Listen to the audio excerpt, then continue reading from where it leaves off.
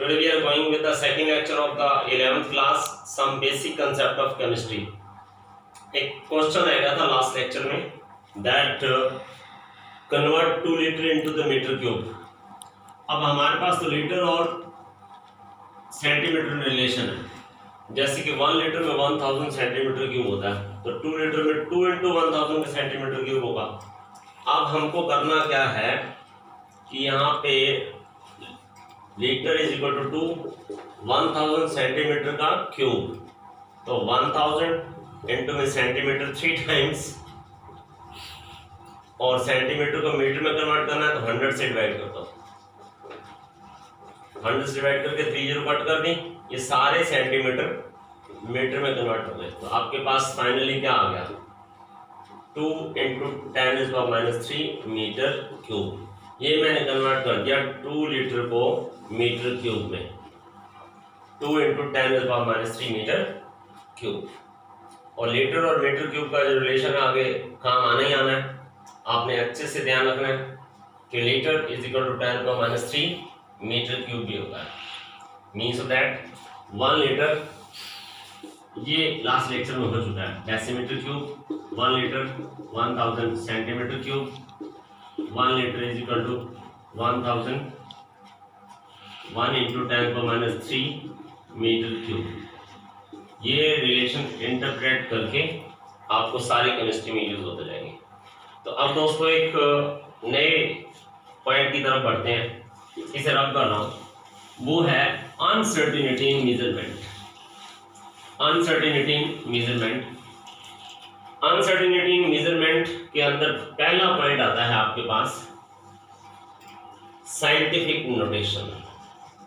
Scientific notation. Scientific notation के अंदर हम करते क्या है, साइंटिफिक नोटेशन में जो ज़्यादा बड़ी डिजिट हो या ज़्यादा छोटी डिजिट हो, उन्हें पावर्स में लिखा जाता है, उनको इजी किया जाता है. To understand the very big digit and very small digit in digital term to get in the easy form, that is called scientific notations. और scientific notation में एक फार्मूला भी यूज करते हैं, n into 10⁻n, where n is a digit term which lies between 1.00 to 9.999, and n is an integer that is exponent, that is the exponent. जैसे कि scientific notation का एक general symbol दिया हुआ है n इंटू 10⁻n. ये n तो एक डिजिट टर्म है जो कि 1.00 से लेके 9.0 9.999 एंड सो ऑन, और स्मॉल वाला n इंटीजर है. सिंपलेस्ट कहने का मतलब है किसी डिजिट को पावर की टर्म में कर देना. जैसे मान लो कि आपके पास 60230000000 ऐसे कुछ कितनी भी डिजिट है, जैसे हमने डेसिमल लगा दिया ना इधर, मान लो 1 2 3 4 5 6 7 8 9 10 11 12, या ये पूरा आओगे तो नंबर ही होता. तो 6.023 इंटू 10⁻23. इसको अब रीड करना आसान है ना. अगर हम 23 जीरो लगा दें तो काम बिलियन मिलियन, तो वो तो इंटरनेशनल सिस्टम है, और इंडिया में भी हम कहाँ आज अरब दौड़ाना पड़ते रहेंगे इतना लंबा. तो साइंटिफिक नोटेशन ये होता है कि इनफाइनाइट नंबर जो होते हैं, ज़्यादा बड़े नंबर जो होते हैं, उनको छोटे डिजिट में पावर की फॉर्म में ला के स्टडी करते हैं. तो ये तो बात होगी साइंटिफिक नोटेशंस की. इसी के अंदर एक टर्म और होता है, वो होता है प्रिसीजन और एक्यूरेसी. अब प्रिसीजन जो होता है ना, प्रिसीजन होता है closeness of various observed digit, और accuracy होता है an agreement towards particular value. an agreement, ये इस बार आपके सिलेबस में जुड़ चुका है वापस. an agreement towards, it is an agreement towards true value. इस केस में क्या होता है कि आपको रिजल्ट दिया रहता है, और आपने मैच करना होता है। जैसे सपोज कर लो ये एक बॉक्स मैंने बना रखा है, उसके अंदर 3 एक्सपेरिमेंट दे रखे हैं, इसका रिजल्ट 2 है, वो ग्राम है, किलोग्राम है, लीटर है, मीटर है, और जैसा क्वेश्चन की डिमांड होगी वैसे करना है। तो मैं आपको समझा रहा हूँ कि प्रिसीजन और एक्यूरेसी होती क्या है। अब एक बच्चे ने एक्सपेरिमेंट किया, 2 रिजल्ट पहले गिवन है, उसने पहले एक्सपेरिमेंट में देखा कि उसका आंसर 1.95 आ रहा है, दूसरा उसने देखा 1.93 आ रहा है, फिर इनका मीन निकाला, मतलब 1.95 plus 1.93 divided by 2, then I am getting 1.95, that is the accuracy mean.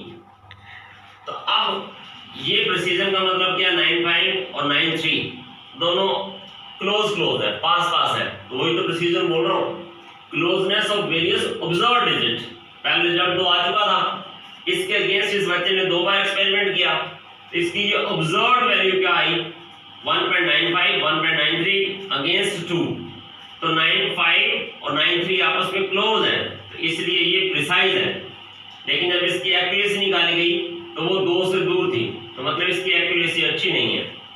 ऐसे ही फिर स्टूडेंट डी ने किया, तो उसकी जो प्रिसीजन थी वो अच्छी नहीं थी। देखो 1.94 आया पहली बार रिजल्ट, सेकंड एक्सपेरिमेंट में उसका रिजल्ट आया 2.05, तो 1.94 और 2.05 में तो डिफरेंस ज्यादा है ना, इसलिए ये प्रिसीजन अच्छा नहीं है। लेकिन देखो जब इनका एवरेज निकाला गया पहले वाले की तरह, तो वो 2 के आसपास आ रहा है, तो इसकी एक्यूरेसी अच्छी है। फिर तीसरा स्टूडेंट आया, उसने भी एक्सपेरिमेंट किया, तो उसका एक बार रिजल्ट आया 2.01, एक बार आया बच्चों 1.99, तो देखो इसकी प्रिसीजन भी अच्छी है। फिर जब इन दोनों का एवरेज लिया गया 2.01 plus 1.99 divided by 2 and answer is 2, अब ये 2 इसके साथ मैच करता है, तो ये प्रिसीजन और एक्यूरेसी है। एक्यूरेसी को उसने डिफाइन कर दिया ना, an agreement towards true value, तो ऐसा भी क्वेश्चन पेपर में आ सकता है। तो हम बात करें, जो बच्चा ये था उसकी दोनों वैल्यू प्रिसाइज तो है, लेकिन उसकी एक्यूरेसी अच्छी नहीं है। अगर हम दूसरे स्टूडेंट की बात करें, तो 2 के अगेंस्ट में उसकी ना तो वैल्यू प्रिसाइज है, मतलब आसपास नहीं है, और ना ही ज्यादा एक्यूरेट है, 1.95 पे आ गया, 995 पे। अब हम बात करेंगे, एक मिनट, पहले वाला बच्चा तो प्रिसीजन ठीक थी, एक्यूरेसी ठीक नहीं थी। दूसरे बच्चे की प्रिसीजन अच्छी नहीं है, एक्यूरेसी के आसपास है, not too much accurate but accuracy के आसपास है। अब तीसरे स्टूडेंट को देखो, उसकी प्रिसीजन भी अच्छी है और उसकी एक्यूरेसी भी गुड है। इस तरीके से ये एक्सपेरिमेंट करते हुए अनसर्टेनिटी इन मेजरमेंट के अंदर हमने पहला पार्ट डिस्कस किया साइंटिफिक नोटेशन, दूसरा किया बच्चे प्रिसीजन और एक्यूरेसी, इसका ये प्रैक्टिकल्स। अब हम जा रहे हैं केमिस्ट्री के अंदर सिग्निफिकेंट फिगर पढ़ने। सिग्निफिकेंट फिगर तो आपने फिजिक्स में भी किए होंगे बेटा, और ज्यादा जरूरत नहीं है डिस्कस करने की, पर फिर भी मन नहीं मानता कि एक बार शुरू कर लेते हैं, उसके बाद फिर डिफरेंट टॉपिक्स आएंगे। सिग्निफिकेंट फिगर के बाद जितनी भी क्लासेस होंगी वो सारी इंपॉर्टेंट क्लासेस होंगी, सब क्लासेस के ट्रिक्स हैं और सब क्लासेस की एक्सप्लेनेशन है। अब साइंटिफिक नोटेशंस सिग्निफिकेंट फिगर क्या होते हैं, जैसे सपोज कर लो एक बच्चे ने एक किसी चीज की लेंथ नापी, बॉक्स की या मोटरसाइकिल की, जीप की, कार की, कुछ सी स्केल की, मान लो 52.6 आ गई। आप देखना इसमें 2 डिजिट हैं, हम टॉपिक कर रहे हैं सिग्निफिकेंट फिगर। सिग्निफिकेंट फिगर तो डेसिमल से पहले वाला तो फिक्स है, अब 0.6 को 0.7 भी रीड कर सकता है, 0.5 भी रीड कर सकता है, तो ये डाउटफुल डिजिट होगी ना, और ये एक्यूरेट डिजिट होगी। तो सिग्निफिकेंट फिगर को हम जनरली बोलते हैं total digit plus 1 doubtful digit. या हम यूं कह सकते हैं कि जो डेसिमल से पहले आ रहा है 52.6, मैंने एग्जांपल ले लिया, तो ये एक्यूरेट डिजिट है, accurate digit plus doubtful digit, ये accurate digit plus doubtful digit, that is known as significant figures. अब significant figures के रूल बहुत ही सिंपल होते हैं। पहला अगर हम बात करें कि मान लो ये 437 है, तो इसमें कोई नॉन जीरो डिजिट नहीं है ना, तो all non zero digit are known as significant figure. इसमें सिग्निफिकेंट फिगर कितने हैं? 3। अब अगर दूसरा रूल देखें, इसके बीच में कुछ आ जाए, ये जीरो इसके बीच में आ जाए, whenever zero come between two non zero digit then it is also called significant। तो इसमें 3 है। अब अगर हम आगे बात करें कि यूं आ जाए 470, whenever zero comes in and in right hand side without decimal then it is insignificant। तो इसमें सिग्निफिकेंट फिगर कितने हैं? 2। और अगर जीरो इनिशियल जीरो बन जाए, मान लो 047 आ जाए, लेफ्ट हैंड साइड में हो और पहले आ जाए, तो वो सिग्निफिकेंट नहीं है, चाहे डेसिमल के साथ आए चाहे वो डेसिमल के बिना आए। अब एक और इंपॉर्टेंट पार्ट करते हैं। सपोज कर लो, इसी के ऊपर बात करते हैं, अगर आपके पास यूं आ जाता है 100, तो 100 के अंदर सिग्निफिकेंट फिगर 1 है। अच्छे से सुनना, अगर 100 के साथ एक डेसिमल लग जाए, राइट हैंड साइड में डेसिमल आ जाए, तो ये डिजिट सिग्निफिकेंट हो जाएगी। तो ये आपके पास क्या आ गया? इसकी सिग्निफिकेंट फिगर 3 है। अब अगर यूं आ जाए 100.0, तो राइट हैंड साइड में डेसिमल के बाद जितनी भी डिजिट आ रही हैं या डेसिमल आ रहा है, तो वो 0 सिग्निफिकेंट है। तो अब ये भी सिग्निफिकेंट है, ये भी सिग्निफिकेंट है, तो टोटल डिजिट कितनी हो गई? 4। तो एक रूल भी बन जाएगा कि whenever zero comes between two significant figure then it is called significant figure। ऐसे ही इस वक्त ये 0 भी सिग्निफिकेंट नंबर है, ये भी सिग्निफिकेंट, ये भी सिग्निफिकेंट, तो सिग्निफिकेंट के बीच में जितने भी आएंगे वो भी सिग्निफिकेंट। तो एक सिग्निफिकेंट ये है, एक ये है, 2 बीच में आ रहा है, तो टोटल कितने हैं? 4। और अगर हमारे पास ऐसे आ जाए, इसको 5 नंबर मान लो, इसको 6 मान लो, इसको 7 मान लो, अगर आपके पास यूं आ जाता है 0.012, अब जो है लेफ्ट हैंड साइड में जा रहा है डेसिमल, तो लेफ्ट हैंड साइड में जो जाता है वो सिग्निफिकेंट नहीं होता। इसके अंदर सिग्निफिकेंट फिगर कितने हैं? 2 ही हैं। अब एक पावर के टर्म में ले लेते हैं, जैसे मान लो 4.7 10⁵ है, तो जो पावर के फॉर्म में होता है ना, वो सिग्निफिकेंट फिगर नहीं होते हैं। तो इसके अंदर सिग्निफिकेंट फिगर कितने हैं? 2 ही होते हैं। फिर एक और करते हैं, मान लो वो कहता है 2.45 या 2.43 है, राउंडिंग ऑफ भी आना चाहिए, तो राउंडिंग ऑफ करोगे तो ये 3 है, तो इसमें कुछ भी इंक्रीज नहीं होगा, तो इसके अंदर आंसर 2.4, सिग्निफिकेंट फिगर कितनी आएंगी? 2। मान लो ये 2.45 होता, तो ये 5 आ गया, तो इसके अंदर एक इंक्रीज कर दोगे 2.5। अब मान लो 2.45 यहाँ कुछ भी आ जाए, 1 2 3 4, तब भी एक इंक्रीज कर दोगे, 2.5 हो जाएगा। अब अगर 3.5 आ गया, इसके बाद 3.45, इसके बाद या तो कुछ नहीं है या 3.450, ध्यान देना इसको, या तो 5 के बाद कुछ भी नहीं है या 5 के बाद 0 है, और उससे पहले अगर इवन डिजिट है, 4 इवन है ना, तो इसका आंसर एज इट एज आएगा 3.4। टेक केयर, इंपॉर्टेंट रूल है ये। और अगर आपके पास यूं आ जाता है 3 इवन ना होके ओड हो जाता है, तो आपके पास एक इंक्रीज हो जाएगा। जैसे 3.350 आ गया।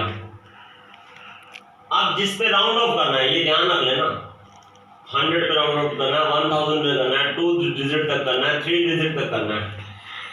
अगर 3.45 के बाद कुछ नहीं है या 0 है, और 5 से पहले कोई इवन नंबर है तो वो एज इट एज ही आएगा। और 3.350 है, अब यहाँ 0 है लेकिन 5 से पहले क्या है, ऑड नंबर है, ऑड नंबर है तो इसमें एक इंक्रीज होगा। और वो बोल रहे थे कि इसको 2 सिग्निफिकेंट फिगर तक ही करो, तो आपका आंसर 3.4 आएगा। Take care. तो ये सिग्निफिकेंट फिगर के 2 रूल हो गए। अब एक छोटे छोटे आधे मिनट के रूल हो गए। एक है आपके पास एडिशन का, एक है सबट्रैक्शन का, एक मल्टीप्लाई और डिवीजन का। यस बेटा, अब हमने सिग्निफिकेंट फिगर के ये कुछ एग्जांपल लिए। अब एक छोटा सा एग्जांपल और याद आ रहा है।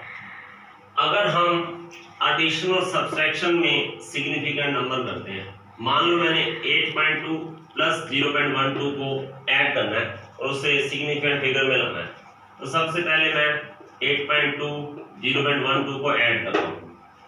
ऐड किया तो मेरा आंसर क्या आ गया, मेरा आंसर आ गया 8.32।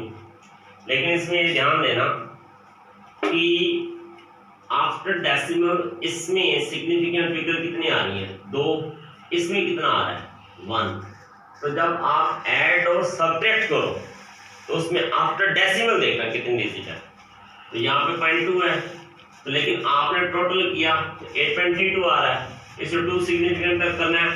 तो और फिर आपको ये ध्यान देना, 2 सिग्निफिकेंट वाला वर्ड छोड़ना एक बार, आपको इसमें डेसिमल के बाद देखना है। डेसिमल के बाद एक सिग्निफिकेंट है ना, आपका आंसर 8.3 तक आएगा। चाहे फिर वो 2 का ऐड दिखाए, चाहे वो 3 के 8.312, 4.2, 0.123, तो जो सबसे छोटा होगा और डेसिमल के बाद होगा, आप राउंड ऑफ करके आंसर को वहां तक लोगे। ऐड और सब्ट्रैक्ट में आफ्टर डेसिमल ध्यान रखना है। फिर मल्टीप्लाई और डिवीजन में सपोज कर लो, मैंने एक एग्जांपल ऑलरेडी ले रखा है टाइम को बचाने के लिए। 4.2 इंटू में 0.12, तो 12 और 2 जो 40, 24, 4, 12, 48, 50। अब यहाँ पे 2 के पहले मल्टीप्लाई करोगे तो डेसिमल यहाँ आएगा। अब इसमें आपने देखा कि 4.2 है और 0.12 है, इसमें आप सारी काउंट करके आपने आंसर निकाल दिया 0.504। अब इसमें कितनी सिग्निफिकेंट फिगर है, 2, इसमें भी कितनी है, 2, आपका आंसर 2 तक आएगा, 0.50 भी जाएगा। और एक डिवीजन का और देख लो, 36.48 को मैंने 12 से डिवाइड कर दिया, इसका आंसर आ गया 3.04। लेकिन 36.48 में सिग्निफिकेंट फिगर कितनी है, सिग्निफिकेंट फिगर है इसमें 4, और 12 में नीचे वाले डिविडेंड से कितनी है, उसमें सिग्निफिकेंट फिगर 2 है। तो आपका आंसर जो एग्जैक्ट आ रहा था वो 3.04 आ रहा था, लेकिन इसमें सिग्निफिकेंट फिगर कितनी है, 2 है ना, आपका आंसर 2 तक ही आएगा, आपका आंसर आएगा 3.0। तो ये खास बात है, एडिशन सब्ट्रैक्शन में डेसिमल के बाद वाला, इसमें सारे देखते हैं। ओके बेटा, बाय। और ये आपका लेक्चर यहीं पे समाप्त होता है।